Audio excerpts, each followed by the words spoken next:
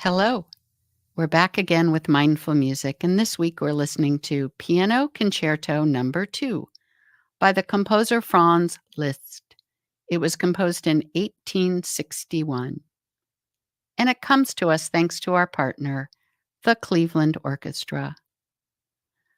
Liszt was a Hungarian composer during the Romantic era of classical music.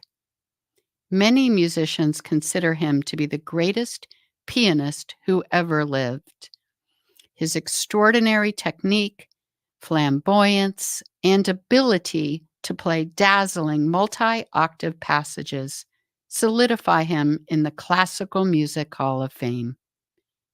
So let's get ready to listen. Place your feet on the floor, hands on your lap or on your desk. Sit up nice and tall. Close or focus your eyes and find your breath. Let's take this time to prepare for a new week. Take a deep inhale and exhale. While you listen, think of all the good things you're going to do this week.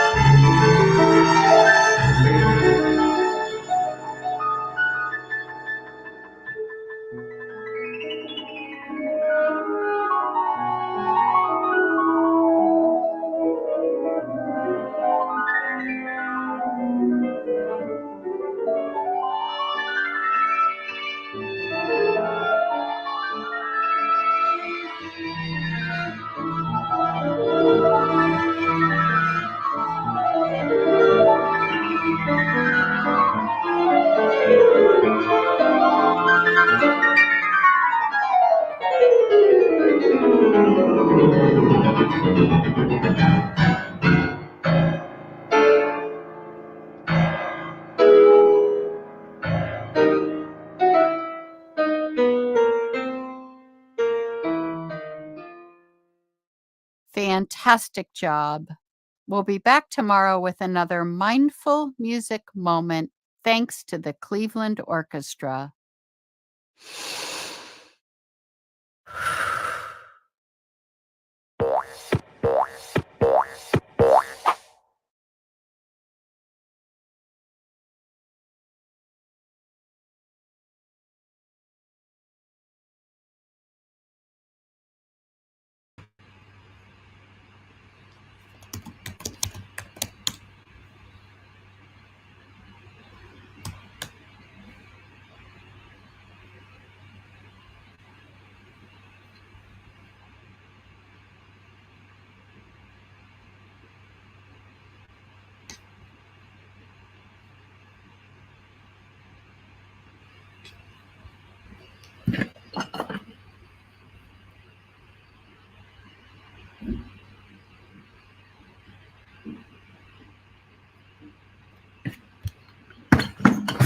Good evening, even though it's very clearly the afternoon. Welcome to UCS Good News. It's our weekly live broadcast where we highlight positive news stories from all over the school community.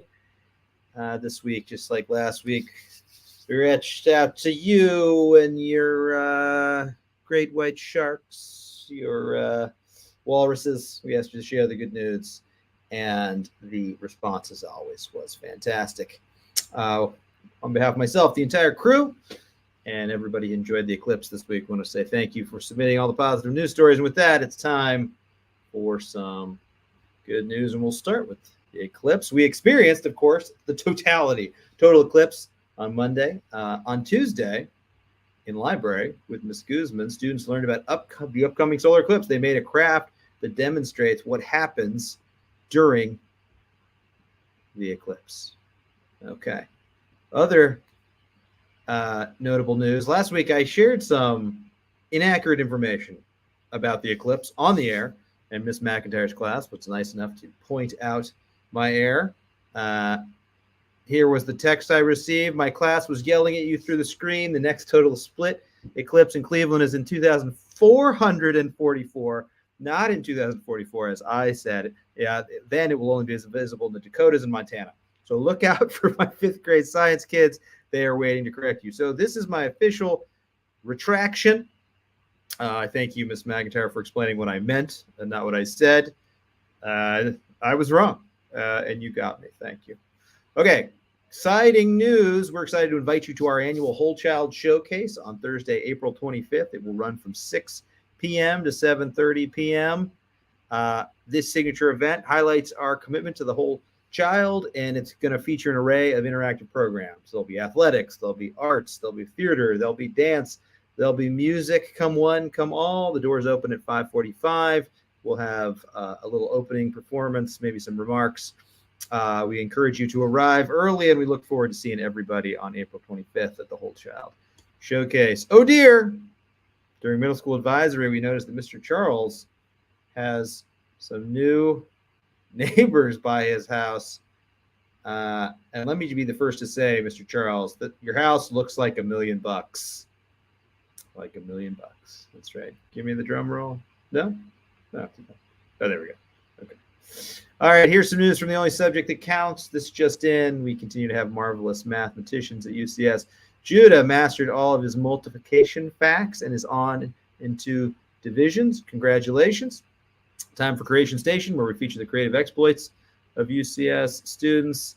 Third grader Isaiah shows off his show and tell to the class. Looks delicious. Congratulations to everybody who got to enjoy that show and tell. Twinning continues to be winning here at UCS. Don't believe me? Well, pre-K students from Miss Allison's class, Milan and Giada, are twinning in their rainbow tennis shoes.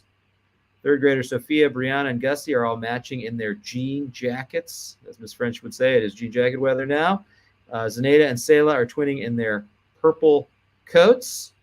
Okay, it was a big weekend in Cleveland. Woo! The women's NCAA tournament came to Cleveland this past weekend. Undefeated South Carolina faced off against the Iowa Hawkeyes. Ric Flair was excited about that. And I actually took my son down to the open practice, and he ran into Camilla Cardozo while we were there, and she was kind enough to take a picture with Jude. So thanks to South Carolina for that. All right, time for the big finish. Because we were celebrating the NCAA tournament, it's come to an end. We're going to close with, back by popular demand, a basketball-themed video. You guys know what I'm talking about. Here we go.